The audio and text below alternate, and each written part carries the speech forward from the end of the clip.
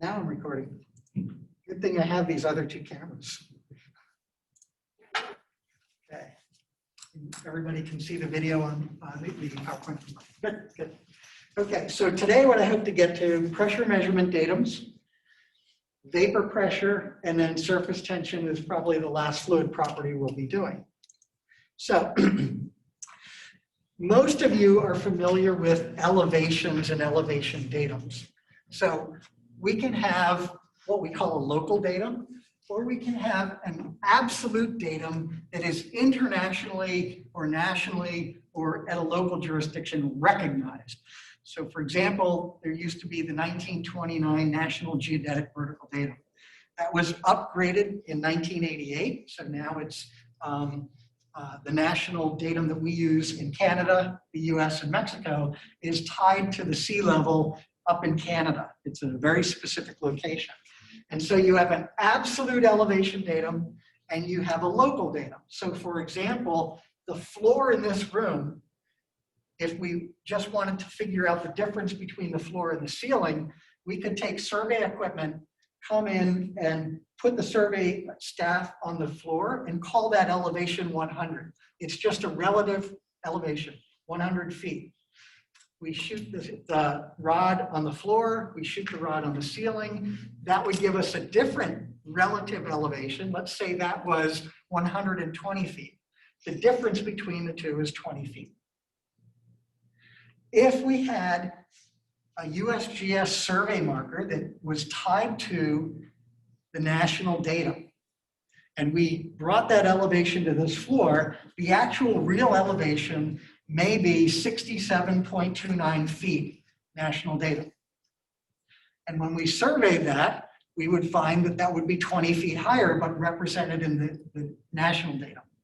So again, just as we have elevation datums in which we can convert or go between the local datum and the datum set to mean sea level vertical datum, if we had called this datum 0, when in fact it was really 100, we know that there's a conversion, 100 feet between the absolute datum and the local datum. And again, irrespective of the datum, changes in elevation between 2 points will always be the same. What's different is the number you use for the reporting, whether it's a local datum or an absolute datum. So similarly, pressure has 2 datums. One is the absolute pressure, and the other is what we call a gauge pressure. Colloquially, that word gauge, perfect English from the Queen, would have a U in it. Within the last half century, engineers have dropped the U. I mean, you're not pronouncing it anyway, right? Gauge, G-A-G-E. So colloquially, you will see gauge written without the U. And the difference between the two is in an absolute pressure measurement datum, absolute pressure of 0 is a pure vacuum. Something you might have out in space. A pure vacuum is absolute 0. Whereas in a relativistic datum, what we typically do is 0 our gauges on local atmospheric pressure. So if we put that into a slide, again, we can have on the left-hand side an absolute pressure measurement datum, and on the right-hand side, a local or a relative or what's known as gauge pressure. When you go to the service station and fill up your tires, you're using a local pressure measurement datum. It's based on 0. And when you inflate your tires to 30 PSI, that's 30 pounds per square inch above the local atmospheric pressure, which is set to 0 in that datum. So on the left-hand side of this slide, you see an absolute pressure datum, 0, 14.7, 20 PSI. Very commonly around sea level, the atmospheric pressure is 14.7 PSI, or at least that's what we will consider it to be. Is it always that value? Of course not. What that is representing is the weight per unit area of the atmosphere above. And that atmosphere above isn't always the same thickness, it changes.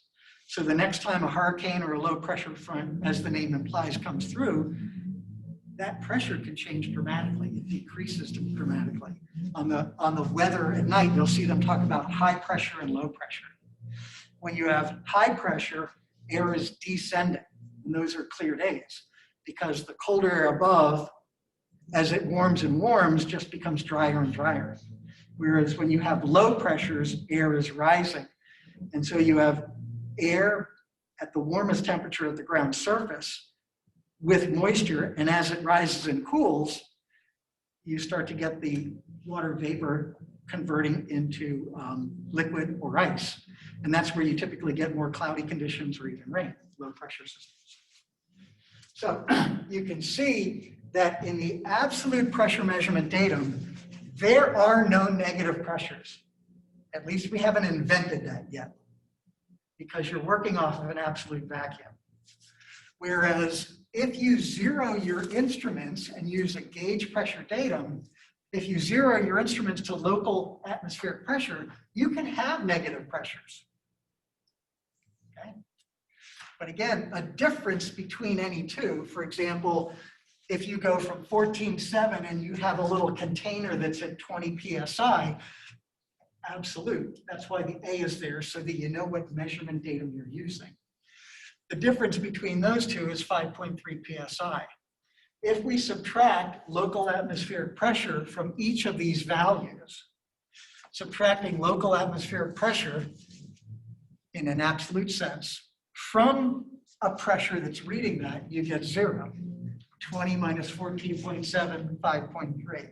0 minus 14.7, minus 14.7. And the difference is, in the old days, you would write PSIG. That means it's a gauge pressure. But since we conventionally almost always use that, and we like to be efficient, we just drop the G. So whenever you see the unit PSI, you know that's in gauge pressure. Whenever you see the units PSIA, you know that's an absolute pressure. And that means something. And it will come back to haunt us in later problems in this course. So that's what I wanted to start off with on pressure measurement datums. So the next fluid property I want to talk about is vapor pressure. And as with many of the other fluid properties we've talked about in here, vapor pressure is listed in the back of your book for water as well as some other liquids. But what is vapor pressure? Consider a container, and you'll see this in future slides. Consider that you have a container. Let's try this out. It's closed, and you've got some liquid in there. So this is water, and this is just air. What's happening in this container is molecules of water are moving up into the airspace, and molecules of water vapor are moving down into the liquid space. That's what's happening. However, take a step back first. You have this container, you've set the system up, and now what you do is evacuate all the air. You create a pure vacuum instantaneously above that water. And what happens is water molecules do what they were doing before. They leave the liquid stage and they go up into the air stage. When you had the perfect vacuum, I just want to go back a slide. When you had the perfect vacuum, your pressure was 0 psia. When each air molecule enters that vacuum, it exerts a partial pressure in that space. Now you don't have 0 pressure zero absolute pressure up there anymore. It's something more than that. And the more and more air, water molecules that were liquid that move up into the gaseous space create more and more pressure. So it goes from 0 to something higher. Ultimately, when the number of liquid molecules going to gas equals the number of gas molecules going to liquid, you've reached an equilibrium condition. And that pressure at that equilibrium condition is known as the vapor pressure. If you change temperature or pressure of the system, you will change that vapor pressure. So again, the vapor pressure is the pressure that molecules exert in the gaseous space. So again, this is what I indicated before. We're going to have this container, and we've got molecules going from gas to liquid, molecules going from liquid to gas, and ultimately they hit a balance. The first thing I want to describe, is the camera tracking me? No. Okay. So the first thing I want to describe is this upside down triangle on the left. That upside down triangle, you're going to see a lot in this course. It's a triangle, and then there's 1, 2, as many lines as you want under it. Normally I'll only put 1 or 2 lines under it. What that symbol indicates is an interface between 2 fluids. It could be oil and water, those are 2 liquids. It could be air and water, liquid gas. It could be 2 gases. But basically, the fluids are immiscible. So remember, I brought in the toy with the little wave tank. It had an oil, another oil that was clear, blue, clear, and then air above it. And you could rock it back and forth, and that could give us an indication of immiscibility. But basically, between any 2 immiscible fluids, we just identify where the interface is. So you're going to see that a lot here. And then, as I discussed before, for these arrows going up and down, what's happening is that as particles go from the liquid up into the gas or the void space, they're exerting a pressure up there, and that ultimately reaches an equilibrium system. And that, at equilibrium, that would be the vapor pressure. So, as I've said, pressure exerted by the vapor molecules in that evacuated airspace is the vapor pressure, and we identify vapor pressure as P subscript V, and of course we could put a second subscript on that for the specific fluid we're talking about. So PV sub W could be for water, PV sub O could be oil. So if you go to the back of your book, you can look up the very right-hand column, gives you vapor pressures. And if you went in there at 100 degrees C, you would see a vapor pressure of 101,300. And there are units at the top of those columns, at the top of that column. And those units I've reported here, 101,325 Newton per meter squared, absolute. That's the little a. That's telling you you're working in an absolute pressure measurement datum. If we wanted this pressure in a gauge pressure datum, we would subtract off local atmospheric pressure. If this is equal to local atmospheric pressure, basically the vapor pressure is 0. Typically, when does water boil? At 100 degrees C, 212. So you don't need any pressure. What you've done is created boiling by increasing temperature. Understand? However, you can get fluids to boil at temperatures of, say, 20 degrees C. In that case, you have to change pressure. And that's what we're going to talk about today and other examples in this class. So this is SI. This is our system of units. At 212 degrees Fahrenheit, you have this vapor pressure of 14.7 psi. The other way you could say that is the water would boil at 14.7 psia or 0 psi. And one issue, if you've moved around, when I lived in Colorado, things boiled at lower temperatures, and that's because you have less atmospheric pressure. And that changes how you do baking and a lot of other things if you pay attention to it. Again, in the Mile High City, at 5,000 feet, water boils at 203 degrees F. And you think, why am I going over this? Well, not everybody's going to work in New Hampshire. So if you go to work in a place like Denver, you have to be aware of these if you're designing, for example, a pumping system. You have to know when water is going to boil because you're going to be changing pressures in systems when you're moving fluids around, and you don't want to create this condition. So the dark side of vapor pressure. What is critical when we're talking about vapor pressure is that we understand when it's an important aspect of our designs. So for example, in water distribution systems, if we create pressures that are too low, the water will boil inside of the pipe at ambient temperatures. So the water is 40 degrees Fahrenheit, but it's not liquid, it's gas. And once it turns to gas in the pipes, you have big problems. So if you've ever had a car that had problems with vapor lock, that's exactly what we're talking about. The gasoline between the tank and the carburetor has vaporized or turned to gas, and it basically stops the gasoline from moving anymore. If it gets into the fuel pump, then basically you've lost the prime on the fuel pump. Same thing happens in water distribution systems. If you get air building up in these systems because you volatilize the water, you could have the water completely stop, or you could dramatically increase dramatically increase energy losses. So the other place, and I'll show you a picture, which is actually a video. You'll see it in ship impellers, pump impellers, siphon spillways. So what are we talking about?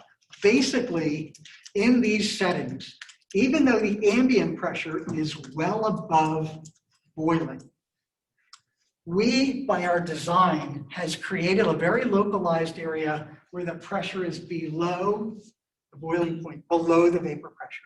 And so what happens is the fluid boils in that vicinity. So sometimes you'll hear of a process called cavitation.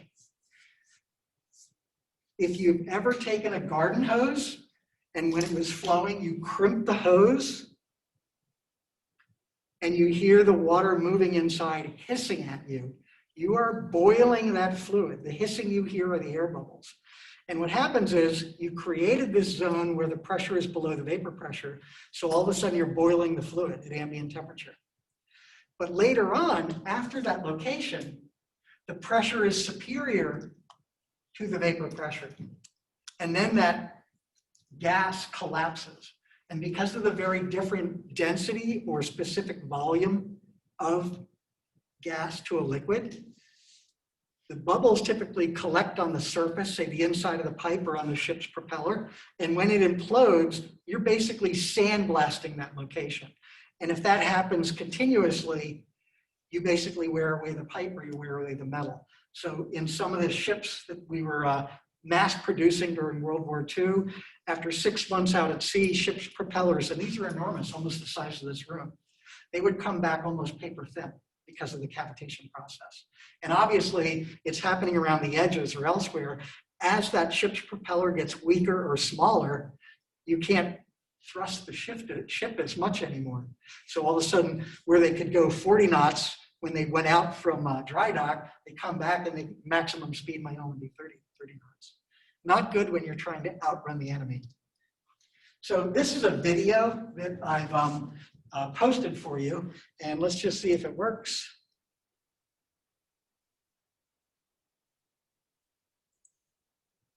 So I'll let you listen to the video, but again, think of any underwater movie you've seen, and you see these bubbles around propellers or torpedoes, and everything's submerged. So where did those bubbles come from?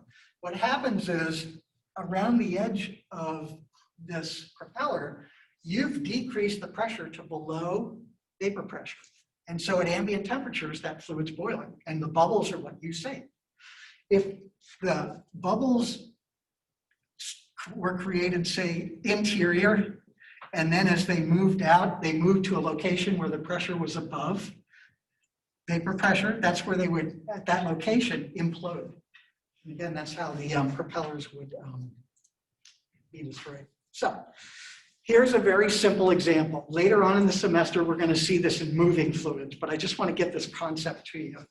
Here's our closed container. And in this closed container, we're going to have it in a piston system, a very tight fitting piston.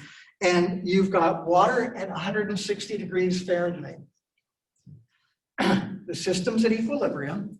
And what we're going to do is lift up on this piston. that's going to create a vacuum here. And what we want to do is to try to estimate how much force we have to pull up on that piston to lower the pressure enough to equal or be lower than the vapor pressure to get the water to boil. That's the simple question. So again, if you look at this, we have atmospheric pressure on the top. And again, what's down here is the vapor pressure. And when we pull this up, what we're going to do is start reducing the pressure here. So atmospheric pressure, I'm just giving it to you, 14.52 PSIA. If I look in the back of the book, the vapor pressure of water at 160 degrees Fahrenheit is 4.74 pound per square inch absolute. Again, that's right from the back of your book. I'm just going to go back a slide. The force is being distributed over the area, the bottom area of the piston. So as we pull this up, that force, again, is distributed over the bottom. And that's what's giving us the pressure. So remember from the previous lecture, force is equal to pressure times area. Okay, so we're trying to figure out what the pressure condition is going to be or what force we have to pull to create a boiling condition here. So what's happening is we initially had atmospheric pressure here. By lifting up the piston, we want to create the vapor pressure of water at 160 degrees Fahrenheit. Initially, this was also at 14.52 PSIA. We want to lower it to 4.74 PSIA by pulling up on that piston. Okay. And so, again, let me flip back. What you have is a difference in pressure now across the piston. Atmospheric pressure on the top, vapor pressure on the bottom. The difference in pressure times the area of the piston is the force. The force is equal to the difference in pressure across the piston times the area. So, as I just stated in this equation, because the force is distributed over the piston area, that force is going to be the change in pressure, which is occurring from the top of the piston to what's below the piston. We're going to create the vapor pressure at a temperature of 160 degrees Fahrenheit. And again, we already looked that up. That's the 4.74 PSIA.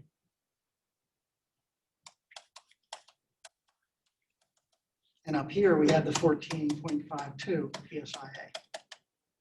So again, that difference in pressure times the area of the piston itself is that force. So again, in the next line on the handout, the P atmospheric is the 14.52. The pressure inside is the vapor pressure. And then the area of the piston, we can just calculate pi r squared or pi over 4d squared. So to conclude, the difference in pressure, atmospheric pressure minus vapor pressure, 14.52 minus the 4.74 PSIA, and then the area of the, if we have a 6-inch radius piston, 12-inch diameter, the area is pi r squared. And I didn't convert them to feet because the pressures are already pounds per square inch. So pounds per square inch times inch squared is pounds. And that would give us a force of a little over half a ton, 1,106 pounds. So again, what we're going to do is have a system that was originally fine, minding its own business. We lowered the pressure on the fluid and made it boil. And unfortunately, that's what we do in transmission systems, moving fluids and piping systems, propellers, pumps, dam spillways. That's what happens. And so in the process of design, what you're doing is looking out for where that may happen and then trying to redesign the system so you avoid it. Okay, and if there's any questions, you're letting me know, and I don't see any questions in here. So, great. So I want to talk about surface energy, surface tension and energy. So we've already introduced the fact that fluids that are immiscible don't readily mix. Now we can get them to mix just like the salad oil or the toy we brought in here by shaking them up. But right now we're not shaking them up. They're just minding their own business. And when we have two immiscible fluids, what happens is the interface between them is an interface at which you're trying to keep dissimilar particles, dissimilar molecules. So surface tension is particularly important when you have the two immiscible fluids and one of them, at least one of them, is in a very finite volume. So think of a bubble or a raindrop. In the first case, the bubble is in a large mass of water, but the bubble size is finite. In the second case for the raindrop, the air is immense, an enormous volume of that fluid, but the raindrop is finite. So in those cases, that's where surface tension typically is going to be pretty important, and you will see it manifest itself. Surface tension is a fluid property that is directly a result of molecular attraction at an interface. And I mentioned here a gas-air interface, but it certainly can be at any liquid-liquid interface as well. And so what happens is, if we, already said this. So at this interface, because of molecular cohesion, for example, let's look at air over water. The water particles down below that interface don't feel surface tension. The water molecules at the interface really don't want to be there. They would rather be surrounded by other water molecules. Why? Because there's an immiscibility between these two fluids. They don't want to be next to each other. And therefore, there has to be an amount of energy to keep those molecules at the interface. And a measure of the energy needed to keep the molecules at the interface is surface tension. It's the amount of work or energy per unit of surface. So again, what you have inside, you're inside the liquid, which is down below. Think of air and water. You have molecules below the surface who are surrounded by similar particles. Those at the surface are not. And the only way to keep those molecules at the surface is, again, some type of energy or force to keep them up there. So for finite fluid volumes, think again of the air bubble or the raindrop.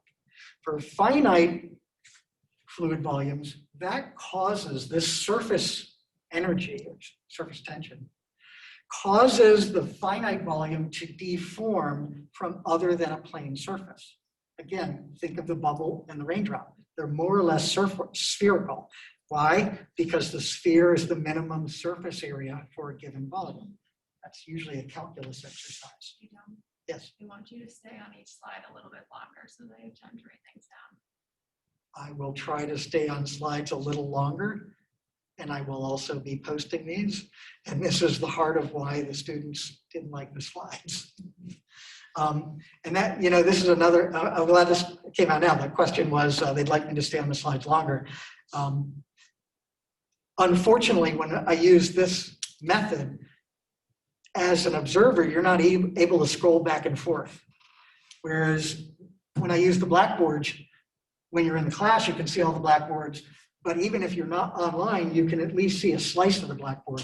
You're able to keep up and look back. So that's the downside of using the slides. I'm aware of that. And again, next time I may just give the slides first. Again, we're trying this out and you'll tell me which works better. So we talked about that. So again, work must be done to keep the finite fluid volumes particles at the interface. And this work is what's extending the surface or bringing other molecules to the surface. If molecules at the surface leave the surface, either they go into the other phase, a liquid water molecule goes in the gas phase, or that's by Brownian motion, the particle of the surface moves down into the drop. So again, work must be done to keep the particles at the interface. And this work, again, makes the surface, that interface, act as a membrane. Membrane meaning it's all under tension forces. The work represented by keeping the particles at the interface is the free surface energy, or the potential energy. And what we typically do is divide that by just a unit surface area. So again, there is work to keep particles at the surface. And when we take that and divide by the unit area, or any unit area of surface, what we get is something with the dimensions of force per length. So surface tension is a measurement that has the dimensions of newtons per meter or pounds per foot. And in lab 2, you're going to be measuring surface tension. The magnitude of surface tension depends on the two fluids at the interface. Okay? And as engineers, we're capable of changing that surface tension.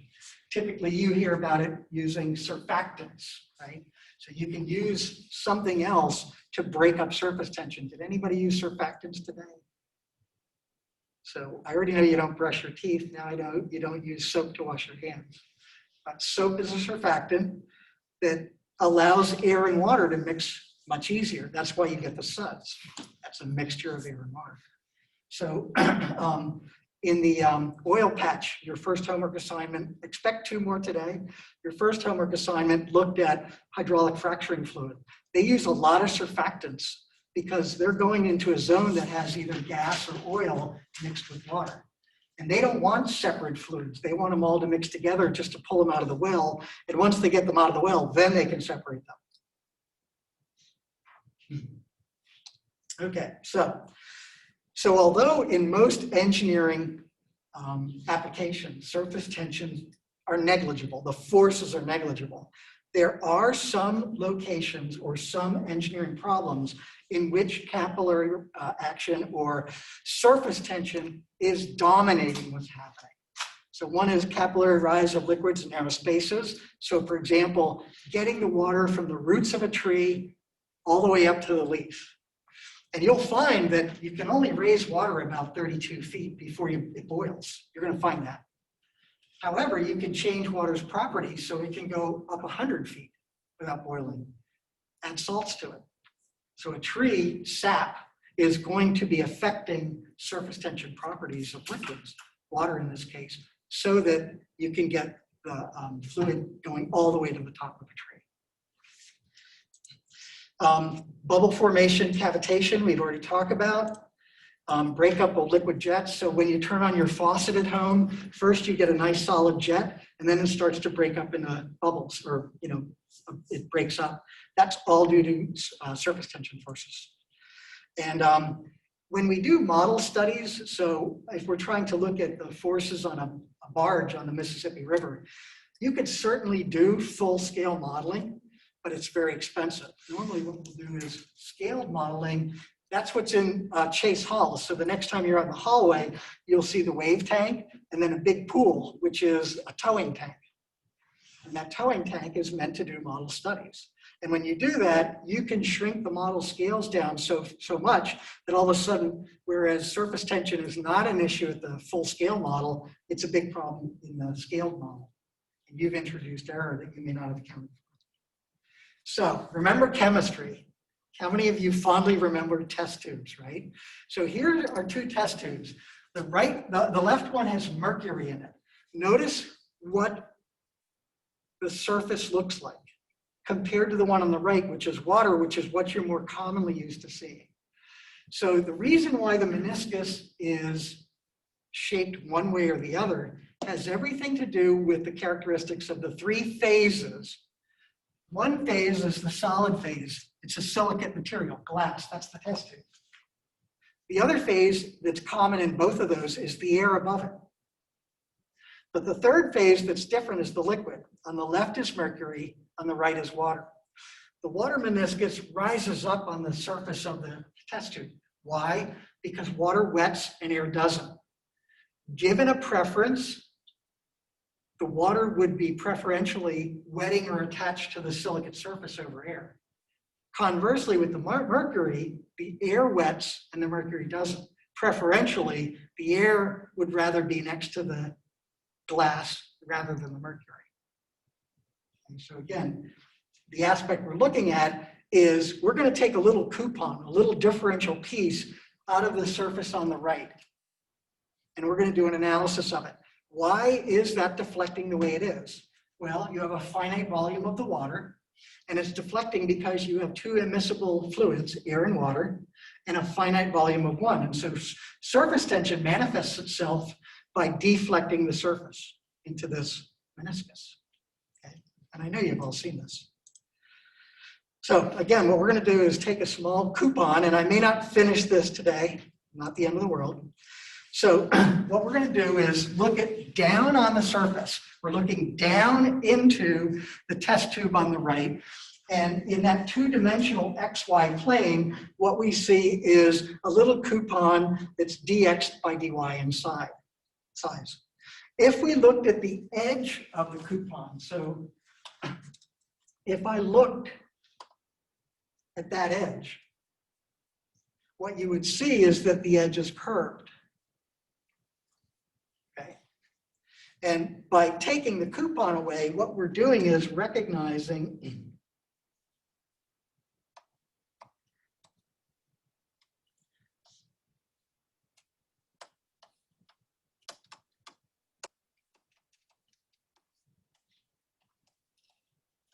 how this little coupon knows that there's other fluid in that meniscus surface is it feels this tension or stress all along the edge. So that's what's operating all along the edge because we cut the coupon away from the rest of the meniscus. And so that's these forces that are happening in the X and Y dimensions. So again, you have surface tension times dy pulling on the left and the right, and the surface tension times dx pulling on the top and the bottom. And the other thing we'll notice is the radius of curvature in one dimension is going to be R2, and in the other dimension is going to be R1. So each of those has a radius of curvature, and actually that's hard to measure. It's nothing you can see. What we want to do is relate it to the radius of the test tube. And we can do that through the algebra because we're going to know or assume these angles, and we can get from the capital R's to the radius of the test tube. Get rid of that. So that's what we're doing. We're taking a coupon from the surface. And question, I'm going to go back 2 slides. Is that meniscus on the right side, left shark, right shark, right shark. So on the right shark, right test tube, is it moving or is it just sitting there? If you turned away and turned back, are you going to see the same thing? So if it's not moving, it's steady state, right? Steady state system, Newton's first law, sum of forces equals 0. Depends on what we're analyzing, but that's what we're going to apply. Question? Someone would like you to clarify what coupon is. Coupon is just cutting away a little differential size piece of surface area. Not something you would use at Walmart. So again, we're going to look at the edge of this, and we're going to perform an analysis in the vertical direction.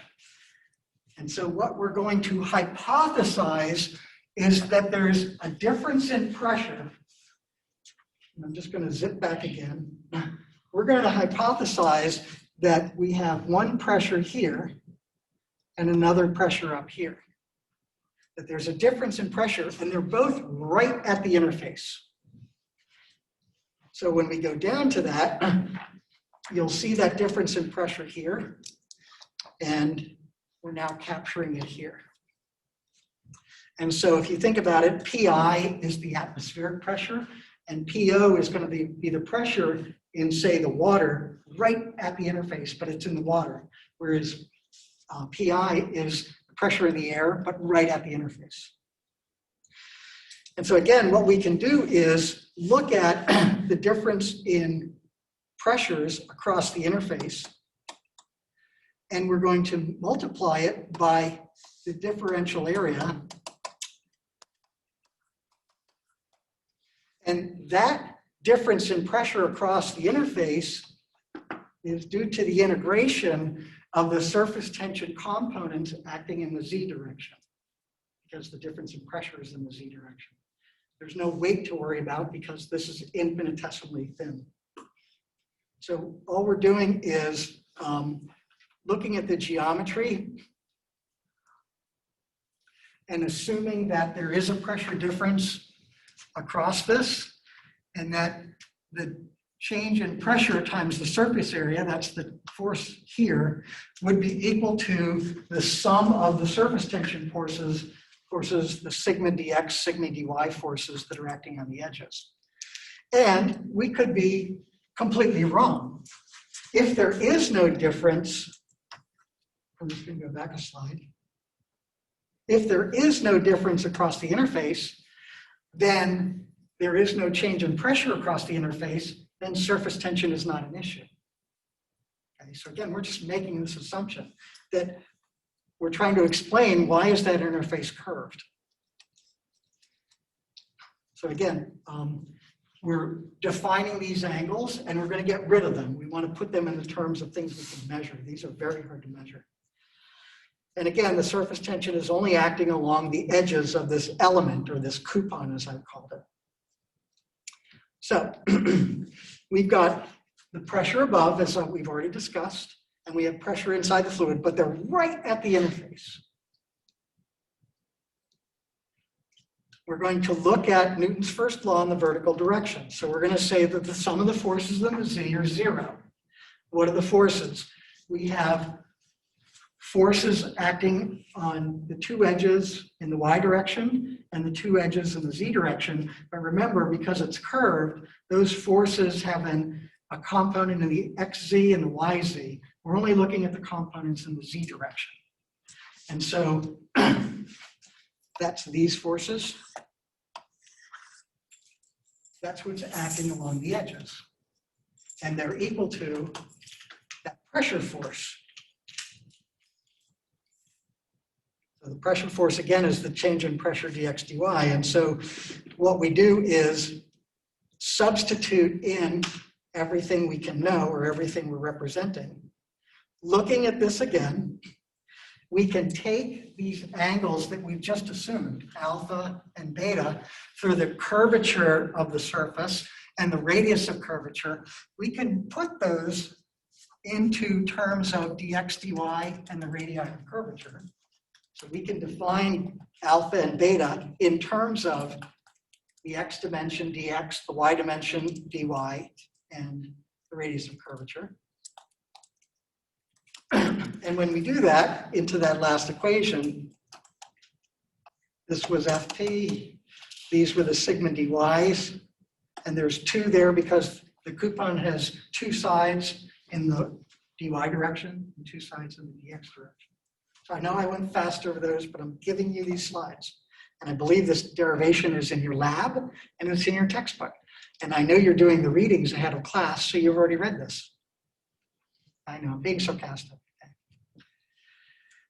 So we can now reduce this. We can isolate the 2 pressures. We can divide everything by the area of the coupon, dx dy, the area of the element, and we get this next equation where the difference in pressure is the surface tension times the sum of the inverse of the 2 radii of curvature.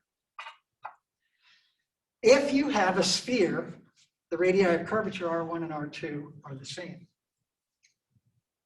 If you have a jet, one of those radii are infinity, and the other is the radius of the jet.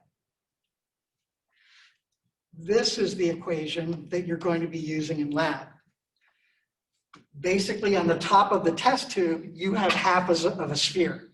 And in the lab, you're going to use a capillary tube. So that's the equation we're using in lab. And again, it's for a capillary tube.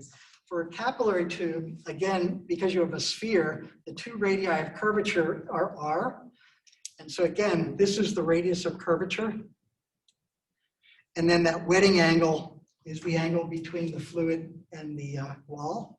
And what we can do very quickly, is we can put that radius of curvature in terms of the radius of the test tube. So in lab, you actually have the radius of the test tube. And ultimately what we do is we take that and we rearrange the equation.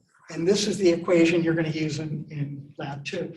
We're going to measure everything but sigma, and you're going to calculate sigma. And I want to stop there. I know I'm over now. The classes go to 12:15, so the recording should not have stopped. But I'm going to stop here, and I'm going to pick up 3 slides earlier on Monday, okay? Because I know I went fast at the end. Any questions? I just want to say 3 weeks ago, you can pack up, 3 weeks ago, 50-50 chance we were not going to get to the first 2 weeks. That's what most people would have said. So I'm impressed we've made it this far. The next one is, can we make it to the end of the month?